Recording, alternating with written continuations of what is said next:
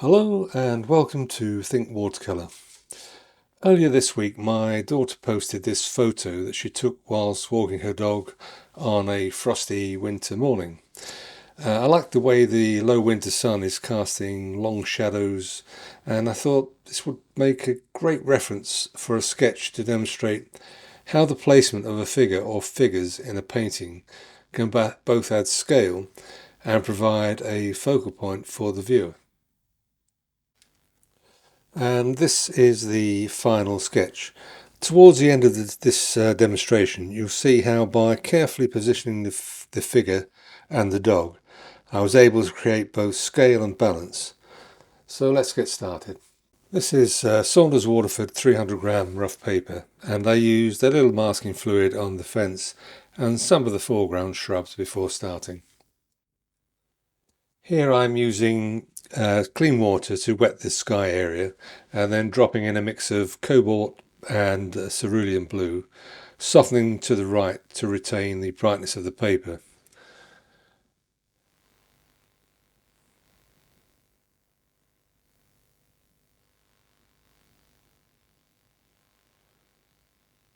And then I added some Naples yellow, a watery mix of Naples yellow, to hint at the sunlight coming from the right. Whilst the sky was drying, I painted the pathway using the side of the brush to pick up the tooth of the paper to suggest a rough track. For this I used a grey mix from cobalt, blue and burnt sienna, and then some burnt sienna on its own.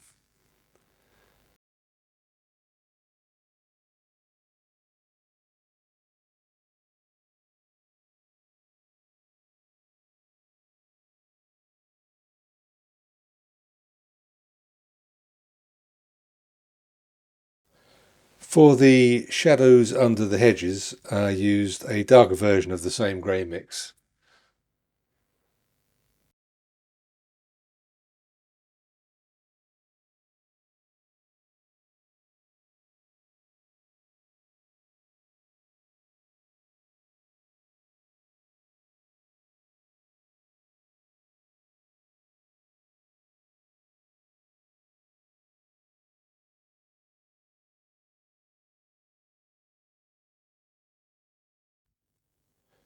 For the foliage on the bushes and trees, I started with sap green and then added various strengths of jadeite green, wet in wet, and let the colours run and blend together.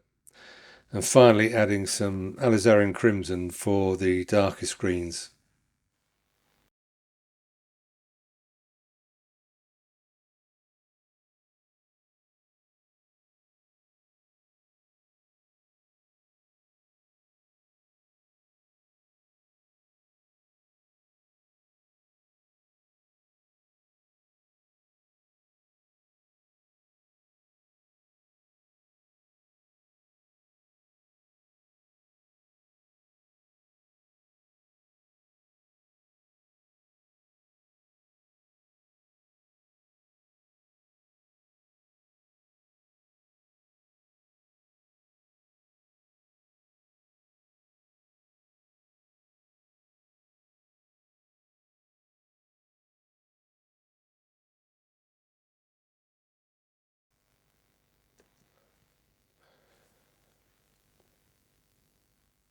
Notice how for the most distant foliage I lighten the value to add aerial perspective.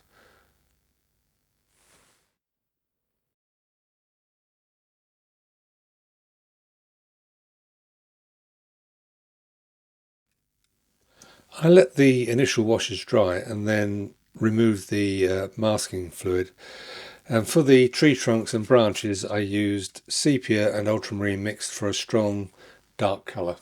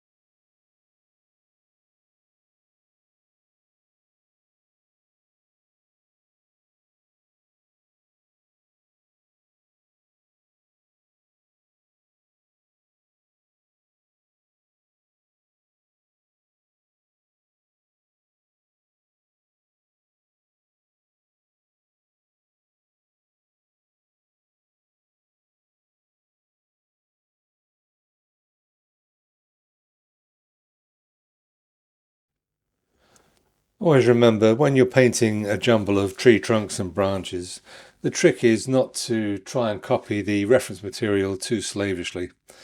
Just let your hand paint freely. I used the rigger for the thinner branches, and then towards the end a flat brush to just dry brush in an indication of the spindly branches at the top of the trees.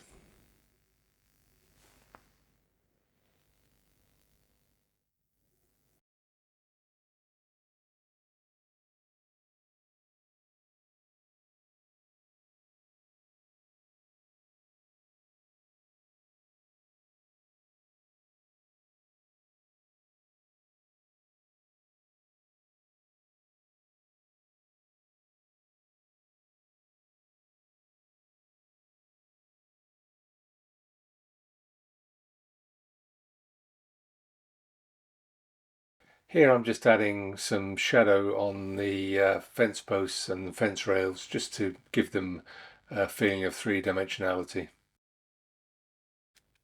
Here I'm just darkening the foreground foliage to add a little bit more contrast to the painting.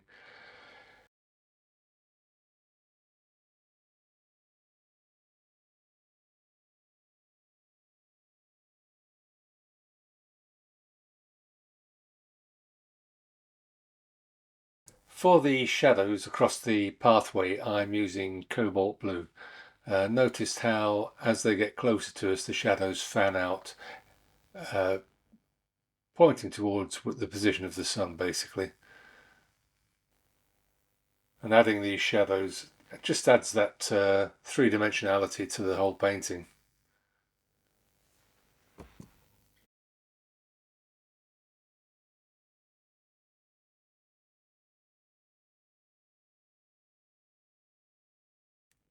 I chose red for the coat of the figure as it's a complementary colour to all of the greens. This helps to create harmony and balance. And as you can see, adding the figure also adds scale and a focal point.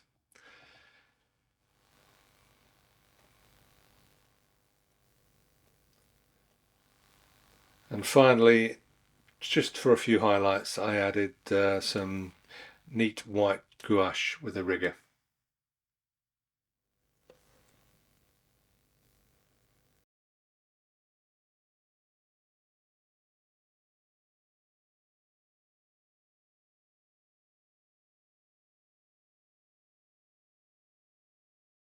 A few more dark patches at the end and I think I'm done.